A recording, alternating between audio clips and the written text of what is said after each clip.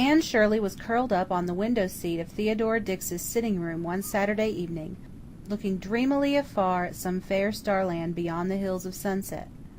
Anne was visiting for a fortnight of her vacation at Echo Lodge, where Mr. and Mrs. Stephen Irving were spending the summer, and she often ran over to the old Dix homestead to chat for a while with Theodora. They had had their chat out on this particular evening, and Anne was giving herself over to the delight of building an air castle. She leaned her shapely head, with its braided coronet of dark red hair, against the window casing, and her gray eyes were like the moonlight gleam of shadowy pools. Then she saw Ludovic Speed coming down the lane. He was yet far from the house, for the Dix lane was a long one, but Ludovic could be recognized as far as he could be seen. No one else in Middle Grafton had such a tall, gently stooping, placidly moving figure. In every kink and turn of it there was an individuality all Ludovic's own. Anne roused herself from her dreams, thinking it would only be tactful to take her departure. Ludovic was courting Theodora. Everyone in Grafton knew that, or, if anyone were in ignorance of the fact, it was not because he had not had time to find out. Ludovic had been coming down that lane to see Theodora in the same ruminating, unhastening fashion for 15 years. When Anne, who was slim and girlish and romantic, rose to go, Theodora, who was plump and middle-aged and practical, said, with a twinkle in her eye, "There isn't any hurry, child. Sit down and have your call out. You've seen Ludovic coming down the lane, and I suppose you think you'll be a crowd. But you won't. Ludovic rather likes a third person around, and so do I. It spurs up the conversation, as it were. When a man has been coming to see you straight along, twice a week for 15 years, you get rather talked out by spells." Theodora never pretended to bashfulness where Ludovic was concerned. She was not at all shy of referring to him and his dilatory courtship. Indeed, it seemed to amuse her. Anne sat down again, and together they watched Ludovic coming down the lane, gazing calmly about him at the lush clover fields and the blue loops of the river winding in and out of the misty valley below. Anne looked at Theodora's placid, finely moulded face, and tried to imagine what she herself would feel like if she were sitting there waiting for an elderly lover who had, seemingly, taken so long to make up his mind. But even Anne's imagination failed her for this. Anyway, she thought impatiently, if I wanted him, I think I'd find some way of hurrying him up. Ludovic Speed! Was there ever such a misfit of a name? Such a name, for such a man, is a delusion and a snare. Presently Ludovic got to the house, but stood so long on the doorstep in a brown study, gazing into the tangled green boskage of the cherry orchard, that Theodora finally went and opened the door before he knocked. As she brought him into the sitting-room, she made a comical grimace at Anne over his shoulder. Ludovic smiled pleasantly at Anne. He liked her. She was the only young girl he knew, for he generally avoided young girls. They made him feel awkward and out of place. But Anne did not affect him in this fashion. She had a way of getting on with all sorts of people, and although they had not known her very long, both Ludovic and Theodora looked upon her as an old friend. Ludovic was tall and somewhat ungainly, but his unhesitating placidity gave him the appearance of a dignity that did not otherwise pertain to him. He had a drooping, silky, brown moustache, and a little, curly tuft of imperial, a fashion which was regarded as eccentric in Grafton, where men had clean-shaven chins or went full-bearded. His eyes were dreamy and pleasant, with a touch of melancholy in their blue depths. He sat down in the big, bulgy old armchair that had belonged to Theodora's father. Ludovic always sat there, and Anne declared that the chair had come to look like him. The conversation soon grew animated enough. Ludovic was a good talker when he had somebody to draw him out. He was well read, and frequently surprised Anne by his shrewd comments on men and matters out in the world, of which only the faint echoes reached Deland River. He had also a liking for religious arguments with Theodora, who did not care much for politics or the making of history, but was avid of doctrines, and read everything pertaining thereto. When the conversation drifted into an eddy of friendly wrangling between Ludovic and Theodora over Christian Science, Anne understood that her usefulness was ended for the time being, and that she would not be missed. "It's star time and good night time," she said, and went away quietly. But she had to stop and laugh when she was well out of sight of the house, in a green meadow bestarred with the white and gold of daisies. A wind, odour-freighted, blew daintily across it. Anne leaned against a white birch tree in the corner and laughed heartily, as she was apt to do whenever she thought of Ludovic and Theodora. To her eager youth this courtship of theirs seemed a very amusing thing. She liked Ludovic, but allowed herself to be provoked with him. "The dear, big, irritating goose!" she said aloud. "There never was such a lovable idiot before. He's just like the alligator in the old rhyme, who wouldn't go along, and wouldn't keep still, but just kept bobbing up and down." 2 evenings later, when Anne went over to the Dix place, she and Theodora drifted into a conversation about Ludovic. Theodora, who was the most industrious soul alive, and had a mania for fancy work into the bargain, was busying her smooth, plump fingers with a very elaborate Battenberg lace centerpiece. Anne was lying back in a little rocker, with her slim hands folded in her lap, watching Theodora. She realized that Theodora was very handsome, in a stately, Juno-like fashion of firm white flesh, large, clearly chiseled outlines, and great, cowy brown eyes. When Theodora was not smiling, she looked very imposing. Anne thought it likely that Ludovic held her in awe. "Did you and Ludovic talk about Christian Science all Saturday evening?" she asked. Theodora overflowed into a smile. "Yes, and we even quarrelled over it. At least I did. Ludovic wouldn't quarrel with anyone. You have to fight air when you spar with him. I hate to square up to a person who won't hit back." "Theodora," said Anne coaxingly, "I am going to be curious and impertinent. You can snub me if you like. Why don't you and Ludovic get married?" Theodora laughed comfortably. "That's the question Grafton folks have been asking for quite a while, I reckon, Anne. Well, I'd have no objection to marrying Ludovic. That's frank enough for you, isn't it? But it's not easy to marry a man unless he asks you, and Ludovic has never asked me." "Is he too shy?" persisted Anne. Since Theodora was in the mood, she meant to sift this puzzling affair to the bottom. Theodora dropped her work and looked meditatively out over the green slopes of the summer world. "No, I don't think it is that. Ludovic isn't shy. It's just his way, the Speed way. The Speeds are all dreadfully deliberate. They spend years thinking over a thing before they make up their minds to do it. Sometimes they get so much in the habit of thinking about it that they never get over it, like old Alder Speed, who was always talking of going to England to see his brother, but never went, though there was no earthly reason why he shouldn't. They're not lazy, you know, but they love to take their time." "And Ludovic is just an aggravated case of Speedism," suggested Anne. "Exactly. He never hurried in his life. Why, he has been thinking for the last 6 years of getting his house painted. He talks it over with me every little while, and picks out the colour, and there the matter stays. He's fond of me, and he means to ask me to have him sometime. The only question is, will the time ever come?" "Why don't you hurry him up?" asked Anne impatiently. Theodora went back to her stitches with another laugh. "If Ludovic could be hurried up, I'm not the one to do it. I'm too shy. It sounds ridiculous to hear a woman of my age and inches say that, but it is true.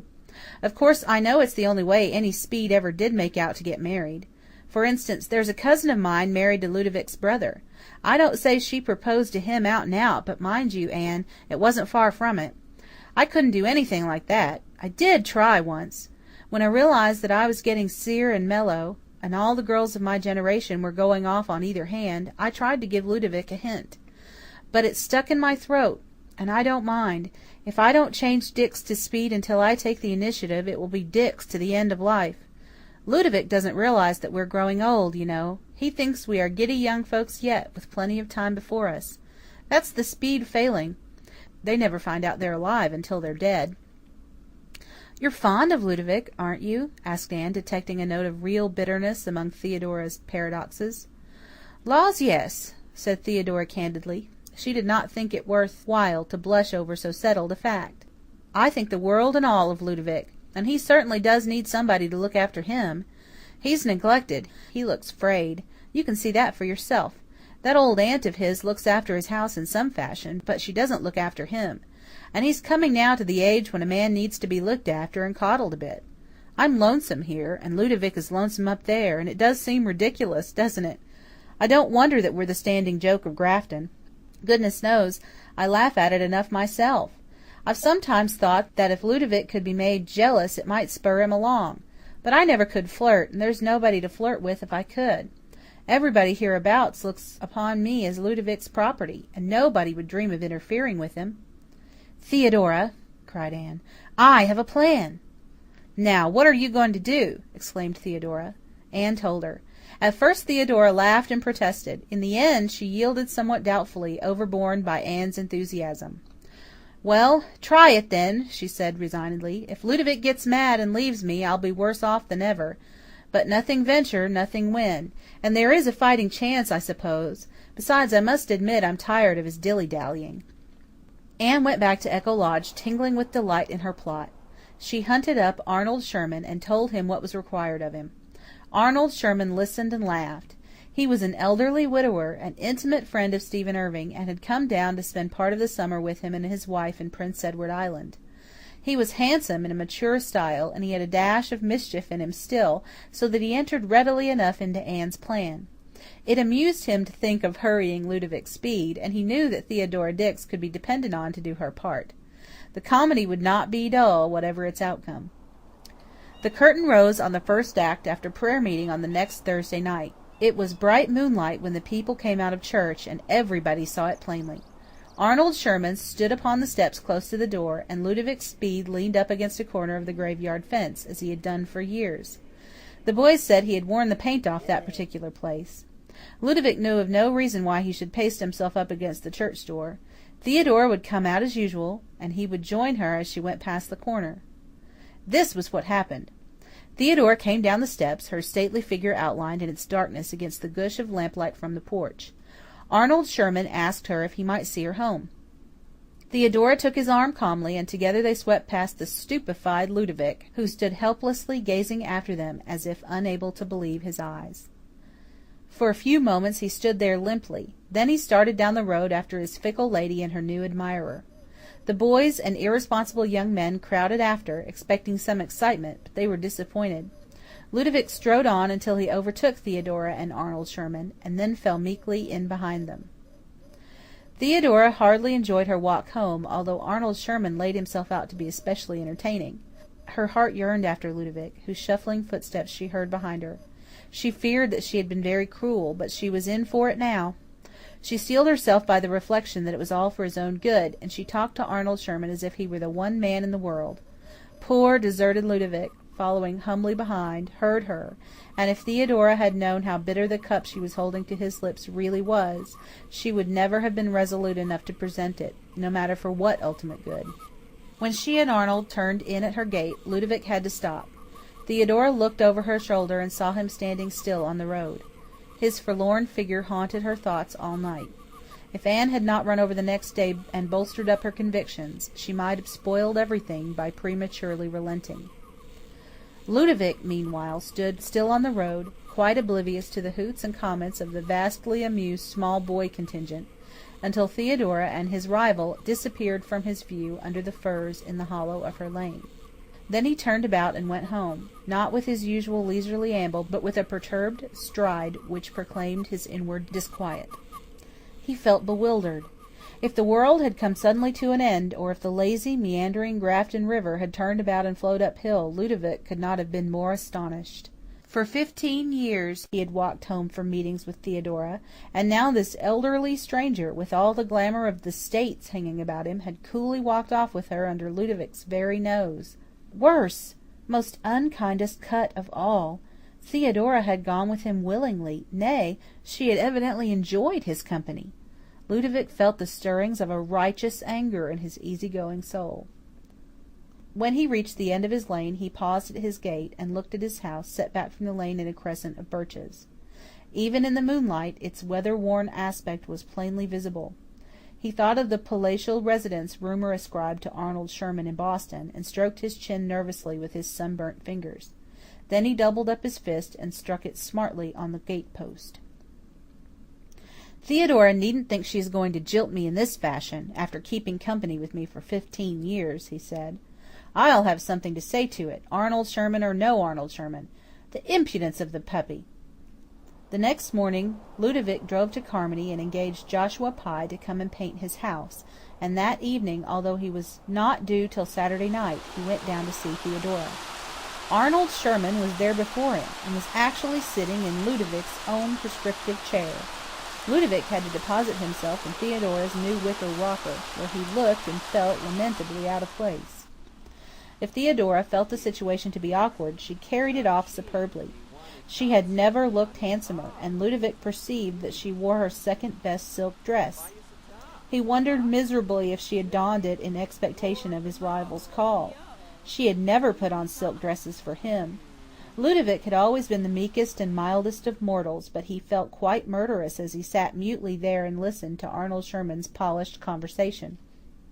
"You should just have been here to see him glowering," Theodora told the delighted Anne the next day. "It may be wicked of me, but I felt real glad. I was afraid he might stay away and sulk. So long as he comes here and sulks I don't worry. But he is feeling badly enough, poor soul, and I'm really eaten up by remorse.